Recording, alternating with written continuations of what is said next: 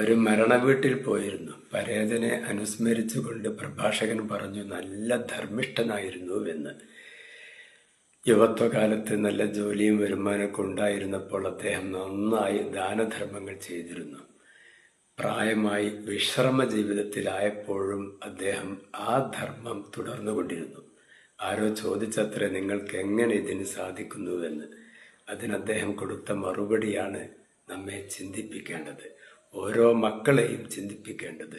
അദ്ദേഹം പറയുകയാണ്, എൻ്റെ മക്കളൊക്കെ പാടെ കൂടിയിട്ട് എനിക്ക് എല്ലാ മാസവും കൃത്യമായി 40,000 രൂപ പോക്കറ്റ് മണിയായി നൽകാറുണ്ട്. എൻ്റെ എല്ലാ ചെലവുകളും ചികിത്സകളും മരുന്നുകളൊക്കെ ഈ വീട്ടിൽ തന്നെ കഴിഞ്ഞു പോകുന്നുണ്ട് മക്കളുടെ തണലിൽ. ഈ 40,000 രൂപക്ക് ഞാൻ കണക്ക് പറയേണ്ടതില്ല. അതെൻ്റെ ഇഷ്ടം പോലെ എനിക്ക് ചെലവാക്കാം.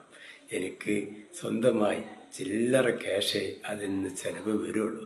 ബാക്കിയുള്ള പണം മുഴുവൻ എൻ്റെ പരലോകത്തിൻ്റെ സുരക്ഷയ്ക്ക് വേണ്ടി ഞാൻ ധർമ്മം ചെയ്ത് തീർക്കാറാണുള്ളത് എന്ന് അദ്ദേഹം പറഞ്ഞത്രേ. ഇവിടെ നാം ചിന്തിക്കണം, നമ്മുടെ ഉപ്പന്മാർക്ക് മാസാമാസം എന്തെങ്കിലും ഒരു പോക്കറ്റ് മണി നമ്മൾ നൽകണം. 40,000 നൽകണമെന്ന് ഞാൻ പറയുന്നില്ല, അതിൻ്റെ 4/1 ഭാഗമെങ്കിലും നാം കൊടുക്കണം. എന്താ കാരണം? നമ്മുടെ ഉപ്പ പുറത്തു പോയി വരുമ്പോൾ നമ്മുടെ തന്നെ സ്വന്തം മക്കൾ ഉപ്പപ്പാന്നും പറഞ്ഞ് ആ ഉപ്പാൻ്റെ അടുത്തേക്ക് ഓടിച്ചെല്ലുമ്പോൾ ആ കുഞ്ഞു മക്കളുടെ കുഞ്ഞു കൈകളിൽ എന്തെങ്കിലും ഒന്ന് വെച്ച് കൊടുക്കാൻ ആ ഉപ്പാക്ക് ആഗ്രഹമുണ്ടാകും. മക്കളത് വാങ്ങി സന്തോഷം കൊണ്ട് തുള്ളിച്ചാടുന്നത് കാണുമ്പോൾ ആ ഉപ്പാക്ക് വല്ലാത്തൊരു അനുഭൂതിയായിരിക്കും. അതുപോലെ നമ്മൾ വീട്ടിലില്ലാത്ത സമയത്ത് നമ്മുടെ വീട്ടുമുറ്റത്ത് വല്ല റിസീവർമാരും ഏതെങ്കിലും സ്ഥാപനത്തിൻ്റെയോ മറ്റോ പിരിവിന് വേണ്ടി വരുമ്പോൾ അവരുടെ കയ്യിൽ നല്ലൊരു സംഖ്യ വെച്ചു കൊടുക്കാൻ ആ ഉപ്പാക്ക് ആഗ്രഹമുണ്ടാകും. അത് നടക്കണമെങ്കിൽ നമ്മൾ അദ്ദേഹത്തിന് പോക്കറ്റ് മണി നൽകിയിരിക്കണം. അവർ നിസ്കരിക്കാൻ വേണ്ടി പള്ളിയിൽ പോയാൽ ജുമുഅയൊക്കെ കഴിഞ്ഞാൽ ഒരു ബക്കറ്റ് ഇങ്ങനെ നടക്കാറുണ്ട്. ആ ഉപ്പാൻ്റെ മുമ്പിൽ ആ ബക്കറ്റ് വന്ന് നിൽക്കുമ്പോൾ അതിലേക്ക് എന്തെങ്കിലും ഒന്ന് ഇടാൻ അദ്ദേഹത്തിന് ആഗ്രഹമുണ്ടാകും. അതിന് പോക്കറ്റിൽ ക്യാഷ് വേണം.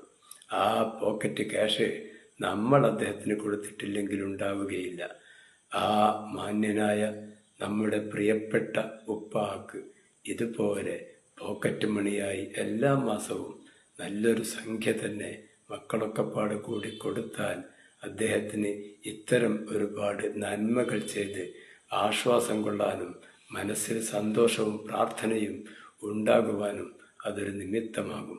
ആ ഉപ്പാൻ്റെ കണ്ണിന് കുളിർമയുണ്ടാകും. മക്കളുടെ നന്മയ്ക്ക് വേണ്ടിയും അവരുടെ സാമ്പത്തിക ബറക്കത്തിന് വേണ്ടിയും ആ ഉപ്പ ഉറപ്പാണ് പ്രാർത്ഥിക്കുകയും ചെയ്യും. അതിനാൽ മക്കളെ, നമ്മുടെ ഉപ്പാക്ക് നമ്മൾ നന്നായി കൊടുക്കണം.